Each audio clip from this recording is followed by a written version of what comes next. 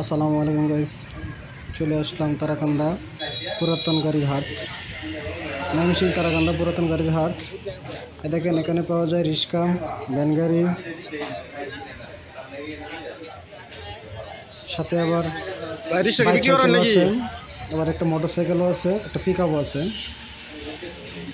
আর আসার ঠিকানা হচ্ছে তারাকান্দা ব্রিজ সংলগ্ন মন্দিরের সাথে।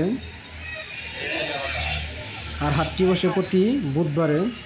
যারা যারা পুরাতন গাড়ি ক্রয় বিক্রয় করতে চান তারা চলে আসেন তারাকান্দা।